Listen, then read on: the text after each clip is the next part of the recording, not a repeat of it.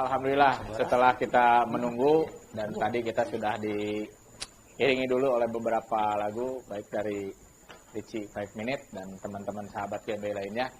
Alhamdulillah tamu yang sudah kita nantikan ya, sahabat kita Kang Haji Dadang Supriyatna sudah ada di sini dan sekarang lagi dijemput sama tuan rumah ya, Kang Fauzan. Ayo, mudah-mudahan cepet-cepet kadir lah. Ke Kang Ricci juga harap ikut bersama-sama di sini kita ngobrol sedikit santai. Salam.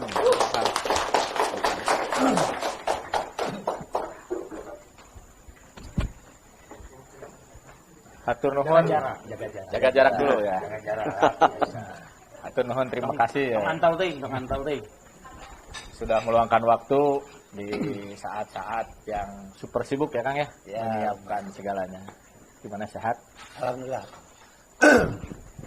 Alhamdulillah beliau ini sekarang adalah tokoh kabupaten yang sedang diperhitungkan ya. Mudah-mudahan niat baiknya untuk masyarakat Kabupaten Bandung. Bukan tokoh lagi. Oh, bukan tokoh lagi. Bukan. Iya, bupati. Bupati. Baik, kita ngobrol-ngobrol sedikit ya Kang ya. Teu naon pengennya kita campur saja bahasanya biar lebih enak da urang mah di Sunda, urang Bandung gitu nya. Sama orang desa. Iya. Cirina hiji nagara teh besarna ku budayana. Budaya. Ketika budayana leungit maka hancur nagara nu. Nah, sahadian ngomule salain urang gitu nya. Eta. Kang Dadang dibalik kesibukan saat ini apalagi masa pandemi ya, apakah tidak menghalangi gitu ya untuk berkumpul ya, berkumpul bersama masyarakat, kan ada aturan ya, harus jaga jarak, menghindari kerumunan. Ini bagaimana Kang Dadang menyiasatinya? Dalam rangka kondisi pandemi dan pilkada di dalam kondisi pandemi ini ya, kita harus selalu menjaga 3M ya. 3M. Selalu memakai masker, terus menjaga jarak dan selalu mencuci tangan. Dalam hal silaturahmi, yang penting kita selalu menggunakan protokol COVID ya. Kita ya aman-aman saja. Aman-aman. Hanya yang jelas ini perlu dipahami oleh publik atau masyarakat. Jadi bukan dalam arti kata kita bersalaman tidak bersentuhan langsung dikatakan sombong. Yeah. Tapi seyogianya orang Sunda ya katakannya hormat kepada semua. Nah itu salah satu mungkin kebiasaan yang harus dibiasakan, dan pada dasarnya kalau kita kaji secara muhasabah dalam kondisi pandemi ini menyadarkan manusia untuk lebih beradaptasi dan menyesuaikan dengan syariat agama Islam ya, pendapat saya. Jadi tidak ada halangan selama kita menggunakan selalu protokol kesehatan. Jadi tetap menjaga protokol kesehatan. Betul. Cuman saya tadi ada satu pertanyaan ya yang mungkin nih menjadi unek-unek ataupun yang pengen ditanyakan ya.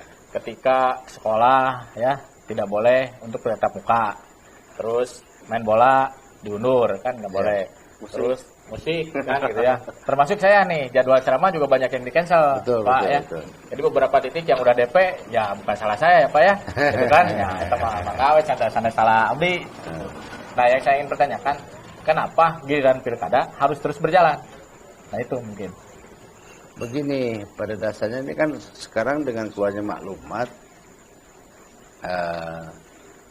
memang dalam kondisi transisi masyarakat itu tidak semuanya paham. Ini kan seharusnya disosialisasikan terlebih dahulu. Nah, yang khawatir di sini terjadi perkumpulan atau berkerumun, sehingga di sini ada zona baru yang masuk ke dalam kerumunan tersebut. Kekhawatiran itu memang, dan ini juga merupakan kepedulian pemerintah. Kenapa dalam konteks ini pilkada terus berjalan? Ya ini kan startingnya memang sudah pada awal tahun kemarin. Ya. Jadi kaitan dengan program-program pemerintah yang tentunya tidak bisa ditunda. Nah ada beberapa klausul pada waktu sebelum Perpu nomor 2 tahun 2020 ini keluar. Itu ada 3 usulan. Yang pertama dilaksanakan pada tanggal 9 bulan Desember, terus kalau nggak salah bulan Maret dan bulan September tahun 2021. Sementara agenda ini terus berjalan, bergerak. KPU juga sudah bergerak. Artinya sudah menggunakan APBD baik APBN maupun APBD. Nah, di sini ada perhatian bahwa dengan adanya pilkada pada musim pandemi, nah pemerintah pusat memberikan bantuan juga tambahan dalam rangka untuk persiapan APD-nya. Nah, tetapi di sini juga otomatis bertambah. Yang tadinya TPS itu hanya 5.000 TPS contohnya, sekarang menjadi 6.872 TPS. Hampir bertambah sekitar 1.800-an. Ya, bagi kami juga sebagai calon, ya, kos juga bertambah. Memang di satu sisi ada yang diuntungkan, ada yang dirugikan. Tapi karena ini merupakan hajat nasional dari pemerintah, memang posisinya dilematis. Kalau dilanjutkan, ini bagaimana faktor kesehatannya? Kalau nggak dilanjutkan, ini bagaimana anggaran yang sudah keluar? Gitu. Ini kan persoalan. Nah, sehingga disepakati oleh pemerintah selama menggunakan protokol COVID ini menghindari adanya penyebaran virus di zona-zona tertentu. Nah, maka di sini kami juga dari tim bedas ya selalu memberikan himbauan kepada teman-teman jangan berkerumun lah. Jadi kalau misalkan di suatu daerah ini kan ada panwas nih, saya selalu memberitahukan kepada panwas apabila mau silaturahmi berkunjung atau apapun itu atau roadshow, ini selalu bersurat gitu, menginformasikan bahwa saya ada kegiatan di suatu titik. Otomatis ini panwas hadir. Pada waktu mau menyampaikan visi misi atau silaturahmi, saya selalu menanyakan kepada panwas apakah ini sudah sesuai atau belum. Kalau sudah sesuai bisa jalan enggak? Nah, jadi jangan sampai disalahkan gitu kan. Kenapa? Karena masyarakat juga tidak paham bahwa ya bagi saya sih biasa-biasa aja. Nah, pas kebetulan hadir di sini adik saya sebagai wakil bupati, calon wakil bupati Sarul Gunawan datang ke suatu tempat, ya nggak bisa dihindari masa kerumunan. Nah, ya kerumunan. Nah, tetapi saya harapkan juga calon wakil bupati juga harus menggunakan APD yang lengkap, ya, pakai face, pakai masker, pakai sarung tangan, cukup salaman begini, kan. Tetapi masyarakat kan tidak tahu. Ya, pengennya kan selfie bergandengan kan seperti itu. Tapi mudah-mudahan lah. Saya yakin kalau kita menggunakan konsep agama, ya insya Allah lah tidak akan kena lah virus itu. Kenapa? Karena konsep kalau berdasarkan teori bahwa virus itu berkembang dan virus itu menjalar, itu dalam kurun waktu 5 jam. Nah, sementara berdasarkan teori bahwa si virus tersebut mengendap di hidung dan di tenggorokan. Nah, pas pada waktu wudhu itu mengeluarkan virus-virus yang tadi. Mudah-mudahan sehat semua. Amin. Amin. Ya.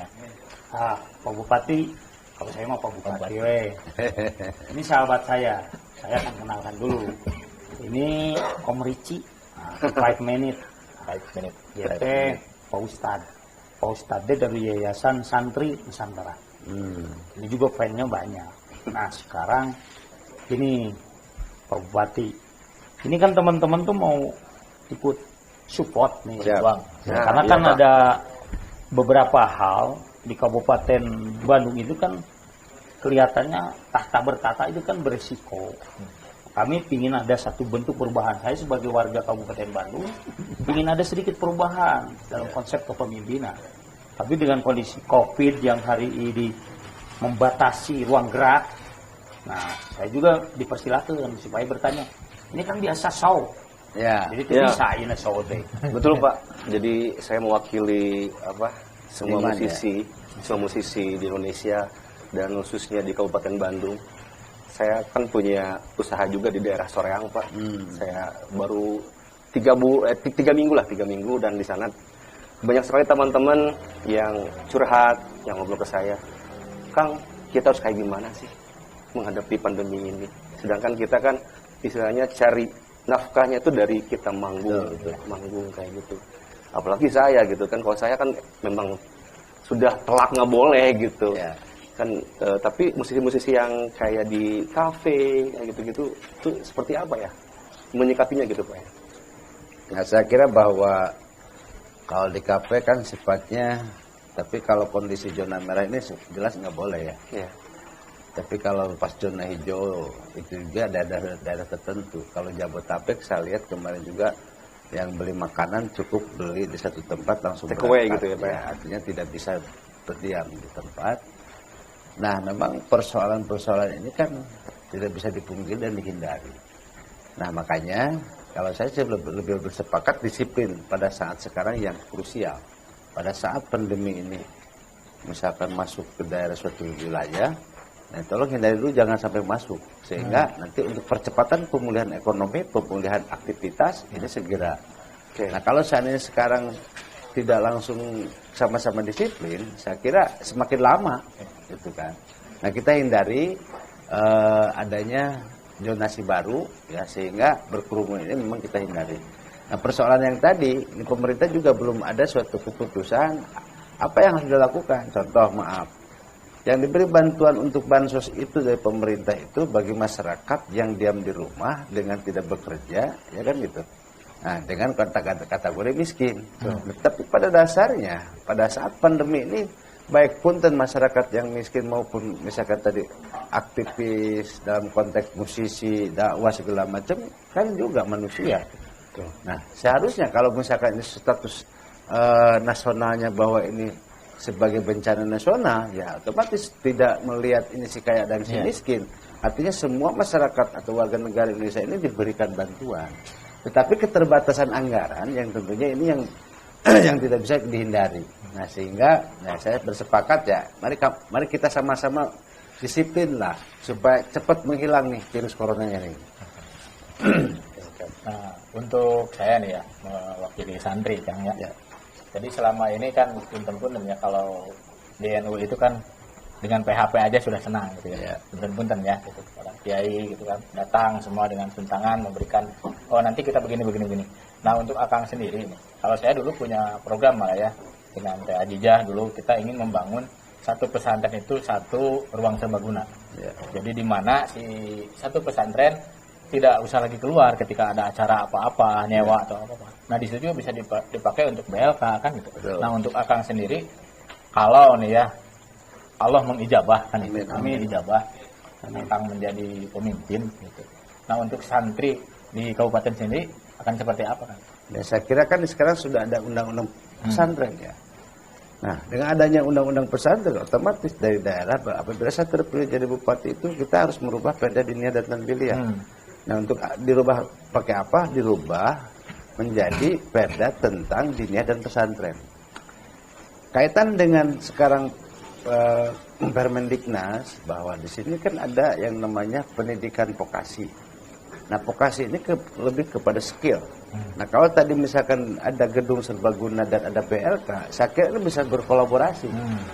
Ada yang sifatnya pendidikan formal, vokasinya, misalkan ada yang non formal, tapi vokasinya harus berjalan. Betul. Saya kira ini bisa dikolaborasikan berdasarkan undang-undang yang tadi, bahwa setiap pesantren itu boleh ya melakukan atau mengadakan suatu kegiatan yang sifatnya pendidikan vokasi. Nah, kalau itu sudah ada ya kita dari pemerintah daerah harus mensupport. Nah, di sini di Kabupaten Bandung contoh, di situ ada yang namanya Dinas Tenaga Kerja. Dinas Tenaga Kerja itu punya BLK. Tapi kalau saya lihat secara faktual di lapangan bahwa BLK ini tidak ada tindak lanjut. Iya kan? Contoh, misalnya di situ ada anggaran atau program pencari kerja. Pencari kerja itu biasanya magang di perusahaan, Kang Boza. Nah, di perusahaan setelah 3 bulan, selama 3 bulan kan itu digaji oleh pemerintah. Nah, setelah digaji oleh pemerintah 3 bulan, yang disayangkan oleh saya ini kenapa tidak langsung bekerja kan gitu? Tidak dilanjutkan. Iya, kalau tidak bekerja ya buat apa? Nah, seharusnya sebelum melakukan suatu kegiatan tersebut ada semacam KSO dengan perusahaan-perusahaan yang ada. Silakan mapping berapa kebutuhan masing-masing ini disesuaikan. Sehingga ada manfaat. Jadi kalau misalkan di sini kita dari pemerintah memprogram program ya, yang tadi harus ada tindak lanjut, jangan sampai sudah dilatih di BLK contohnya tadi. Setelah itu selesai, nggak ada pun dan masuk ke perusahaan mana atau bagaimana. Tidak ada tindak lanjut ya. Nah, itu para santri tong hariwangnya.